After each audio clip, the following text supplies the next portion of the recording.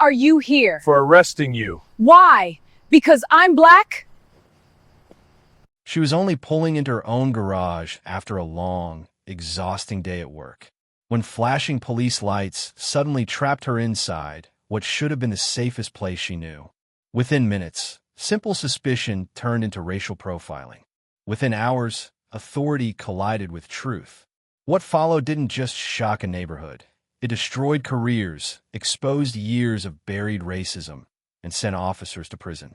Before this story unfolds, subscribe now, because stories like this prove how quiet strength can bring entire systems to their knees. And trust me, you will not believe who she really was. Judge Diane Crawford expected nothing more than silence that evening. The kind of calm that settles in after a long day of weighing arguments, reviewing evidence, and carrying the invisible weight that comes with responsibility. Her neighborhood was familiar: tree-lined streets, soft porch lights, the quiet comfort of routine. She turned into her driveway the same way she had hundreds of times before. Garage door opening, engine humming, mind already drifting toward rest. That's when flashing red and blue lights exploded behind her. At first, she thought it was a mistake. Maybe they were responding to a call nearby. Maybe they'd pass. Instead, the cruisers blocked her driveway, one behind her car, another cutting across the curb. She was suddenly boxed in, trapped halfway inside her own garage. Her heart began to pound. Officers stepped out slowly, hands hovering near their weapons, voices sharp and demanding. Stay in the vehicle. Hands where we can see them. No explanation. No courtesy. No recognition. Diane tried to speak calmly, the way she had learned to do in courtrooms filled with tension. She asked what the problem was.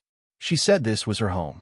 She gestured toward the garage, toward the door she had unlocked moments earlier. It didn't matter. In their eyes, she wasn't a homeowner returning from work. She wasn't a respected professional. She wasn't even a citizen deserving of basic decency. She was a black woman in a nice car, and to them, that was reason enough. No crime was reported. No warrant existed. No warning had been given. Just suspicion, cold, automatic, and deeply rooted in something she couldn't change no matter how many years she'd spent earning respect, education, or authority. As neighbors' lights flicked on and curtains shifted, Diane felt something she hadn't felt in years: fear. Not because she'd done anything wrong, but because she knew exactly how dangerous misunderstanding could become when power met prejudice. And in that moment, standing in her own garage under police lights, her normal evening vanished. What replaced it would change everything. Why are you in this neighborhood? The question landed heavier than it should have. Not because it was loud, but because it was familiar. Too familiar. Judge Diane Crawford stood inside her own garage, the concrete still warm beneath her shoes, the smell of oil and evening air hanging around her. The car door was open. Her purse sat on the passenger seat. The house she'd owned for years loomed just a few steps behind her. And yet, to the officers surrounding her, none of that seemed to matter. One of them repeated the question, slower this time, as if clarity came from condescension. "Ma'am, what are you doing here?" Diane answered calmly. She said this was her home.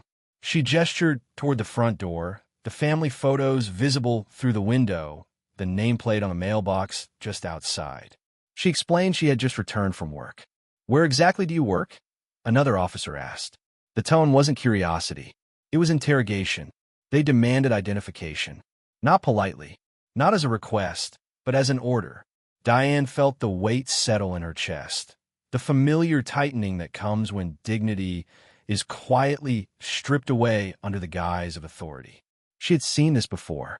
Not personally, not like this, but across court transcripts, sworn testimonies, broken voices on witness stands. Racial profiling always wore the same costume. Procedure. Protocol. Just doing our job. One officer circled her car, shining a flashlight through the windows. Another stood too close, invading her space, hand resting on his belt as if waiting for an excuse. They asked how she could afford the vehicle. Asked who else lived in the house. Asked if she had permission to be there. Permission. In her own home.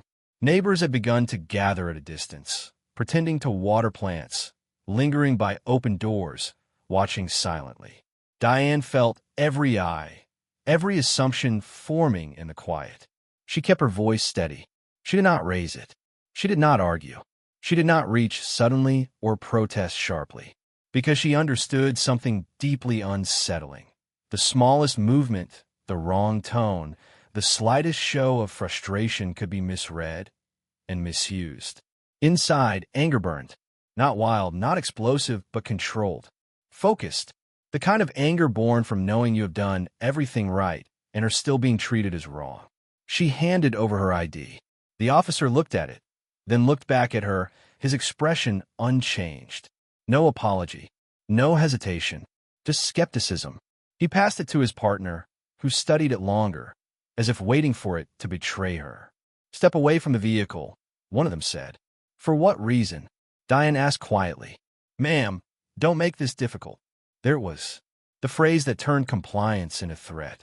She complied. As she stood there, lights flashing against the walls of her garage, Diane felt the full weight of history pressing down. Generations of people questioned, detained, humiliated not for what they'd done, but for who they were perceived to be. She thought of the cases she'd presided over, the faces she'd seen in her courtroom, men and women who had stood exactly where she stood now, insisting on their innocence while being treated as suspects.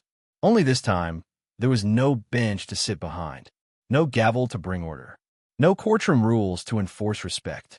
Just her, surrounded by officers who had already decided she didn't belong.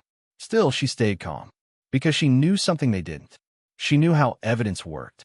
She knew how reports were written, and how lies unraveled. She knew the difference between lawful authority and abuse of power. And most importantly, she knew exactly who she was. When one officer muttered that her story didn't add up, Diane slowly lifted her eyes and met his gaze. Not defiantly, not angrily, but steadily. "You may want to be very careful with what happens next," she said. The officers paused. There was no threat in her voice, no warning spoken outright, just a quiet certainty that cut through the tension like a blade. They laughed it off at first. They always did. They continued questioning her, continued doubting, continued documenting, writing notes that would soon become evidence they never intended to create. Because while they believed they were controlling the situation, Diane Crawford was doing something else entirely. She was remembering every word, every badge number, every command that crossed the line. Standing there in her own garage, racially profiled and treated like an intruder, she wasn't just enduring injustice. She was witnessing it. And soon, very soon, that witness would become something far more dangerous to them than they could possibly imagine. The shift didn't happen with shouting. It didn't happen with handcuffs or threats. It happened when Judge Diane Crawford calmly reached into her pocket and raised her phone. "I'm recording," she said evenly. For the first time since the cruisers arrived, the officers froze. Not completely, just long enough for fear to flicker across their faces. "What are you doing?" one officer snapped. "Turn that off," another demanded, stepping closer. "You're not allowed to record us." Diane didn't raise her voice. She didn't argue. She simply held the phone steady, the small red light blinking softly in the dim glow of the garage. "I am on my property," she said, "and I am recording for my safety." That's when everything changed. The confident posture vanished. Commands began overlapping. One officer reached out instinctively, stopping himself just inches from the phone. Another glanced toward the neighbors who were now openly watching, phones of their own beginning to appear. The power they thought they had was slipping, and they felt it. "Put the phone down," an officer barked. "This is an active investigation." "An investigation into what?" Diane asked calmly. Silence. They didn't have an answer because there was none. No crime had been reported. No suspect description existed. No legal basis justified what they were doing. And now, every second of it was being recorded. The officers began talking faster, tripping over their own words. One claimed she had matched a description. Another said they were just making sure. A third tried to walk back earlier statements, insisting they were only there for her protection. Diane let them speak. She knew something they didn't. In court, the truth rarely comes from what people intend to say. It comes from what they say when they're nervous, when they're improvising, when they're trying to explain the unexplainable. And that's exactly what they were doing. One officer finally lost his composure. "You're being uncooperative," he said sharply. "If you don't comply, this will escalate." There it was again, the threat disguised as procedure. Diane adjusted her grip on the phone, making sure the badge numbers were clear. She narrated calmly, precisely, like she was entering facts into the record. "Time is 8:47 p.m. I am standing in my own garage. Officers have blocked my driveway. I've been asked why I am in my own neighborhood." The words hit harder than any accusation. "Stop narrating," an officer shouted. "Turn it off now." Another step forward, hand outstretched. In that instant, Diane felt the air change. She saw the calculation in his eyes. The split-second decision weighing impulse against consequence. If he grabbed the phone, the recording might stop, but the witnesses wouldn't. The neighbors, the cameras on nearby houses, the backup units already en route. And something else. Authority works best in darkness. It panics in the light. The officer pulled his hand back. "Ma'am," he said through clenched teeth, "you're making this worse for yourself." Diane met his gaze. "No," she replied quietly. "You already did." The silence that followed was heavy. One of the officers stepped aside and spoke in his radio, voice low, urgent. Diane caught fragments of it, resisting, recording, situation escalating. The story was already being rewritten. She knew that tactic too, but the camera didn't lie. It captured the tone, the positioning, the absence of any lawful cause. It captured the moment an officer admitted on audio, "She doesn't look like she belongs here." That single sentence would later echo in courtrooms, hearings, and headlines. The officers began to realize what they'd done. They tried to regain control by changing tactics, suddenly softer, suddenly polite. One even attempted a smile, as if friendliness could erase the last 20 minutes. "Let's just clear this up," he said. "You said this is your house." "Yes," Diane replied. "And I've said it since the beginning." "Then maybe there's been a misunderstanding." "Misunderstanding." The word felt almost insulting. Diane slowly turned the camera toward herself for a moment, her face calm but resolute. "For the record," she said, "this is what racial profiling looks like when it believes no one important is watching." That was the moment the officers truly panicked. One of them stepped back sharply. Another cursed under his breath. The radio crackled again, louder this time. Backup had arrived. But instead of reinforcing authority, the additional units brought something else: oversight, questions, confusion. A senior officer approached, eyes scanning the scene. "What's going on here?" Before anyone else could answer, Diane spoke. "I've been detained without cause in my own garage," she said evenly. "I've been questioned about why I live here. I've been ordered to stop recording. And I have all of it on video." She held up the phone. The senior officer's jaw tightened. He watched the footage for less than a minute before his expression changed completely. Gone was the casual confidence. In its place, concern. Real concern. He glanced at the officers who initiated the stop. "Is this accurate?" No one answered, because now they understood something far worse than embarrassment was coming. They weren't just being recorded by a civilian. They were being recorded by someone who understood the law better than they did. Someone who knew exactly how internal affairs worked, how federal investigations unfolded, how careers unraveled, slowly, thoroughly, permanently. Diane ended the recording only after she was allowed to enter her home without further interference. No apology was offered, no explanation given. The officers left in silence, their cruisers pulling away as quickly as they had arrived. But the night wasn't over. Standing inside her home at last, Diane placed her phone on the kitchen counter and sat down. Her hands were steady, her breathing calm. This wasn't shock. This was resolve. She backed up the footage immediately. Multiple copies, cloud storage, secure drives. She documented every detail while it was still fresh. Times, names, badge numbers, exact phrases. Because she knew something else they didn't. The recording wasn't the beginning of their downfall. It was merely the proof. And when the system that once protected them finally turned its gaze inward, it would see everything, every word, every move, every violation, and it would not look away. The handcuffs came out quietly. No announcement, No dramatic warning. Just the soft metallic click that instantly stripped the moment of any remaining dignity. "Turn around," an officer said. Judge Diane Crawford paused, not because she didn't understand the command, but because she understood its weight. She was standing in her own garage. Her front door was less than 10 feet away. Neighbors were still watching. Cameras were still recording. And despite everything, despite the lack of cause, despite the senior officer's visible hesitation, someone had decided this had gone too far to walk back. Slowly, deliberately, Diane turned. Cold metal closed around her wrists. In that instant, something irreversible happened. She wasn't just being detained anymore.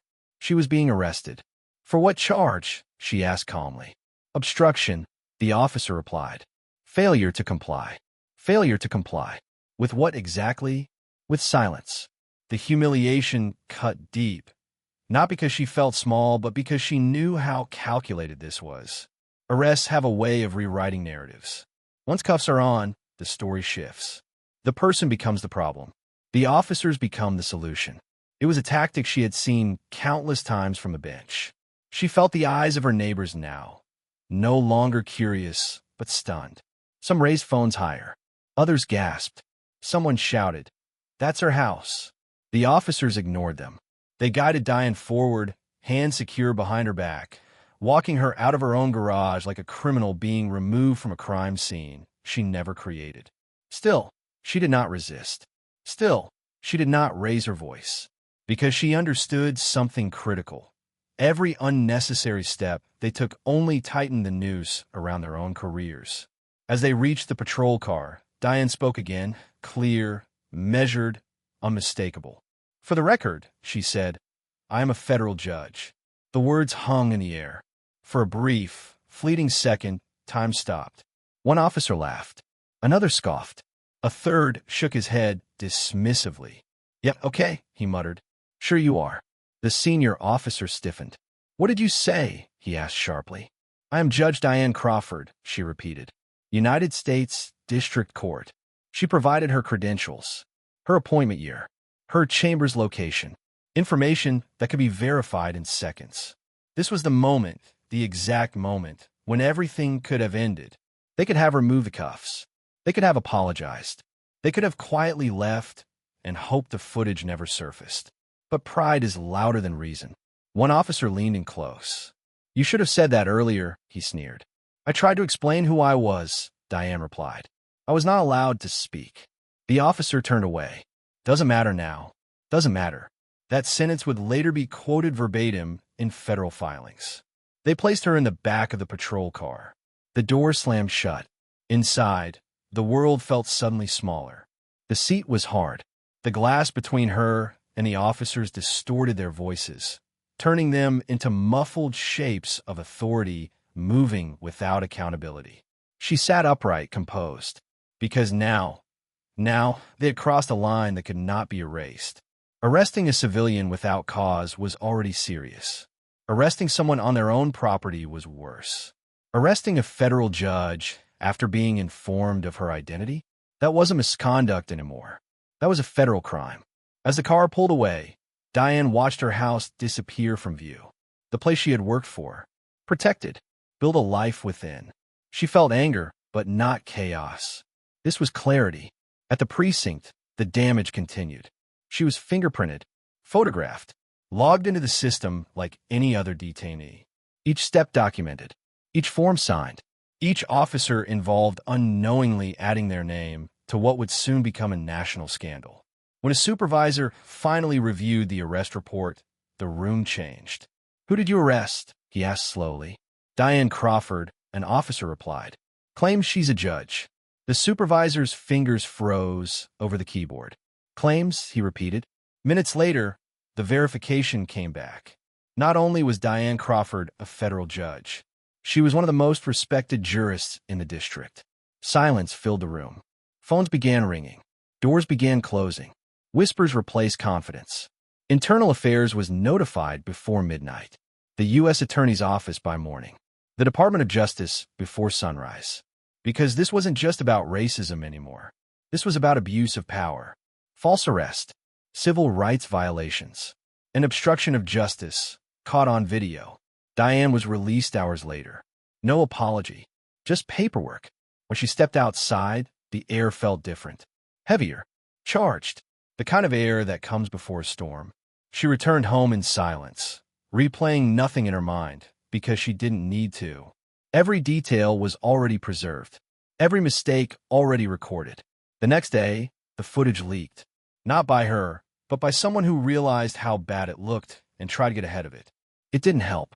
The video spread faster than explanations ever could. Headlines followed. Federal judge arrested in her own garage after racially profiled by police. Officers ignore judge's identity, now face federal charges. What happens when the system targets one of its own?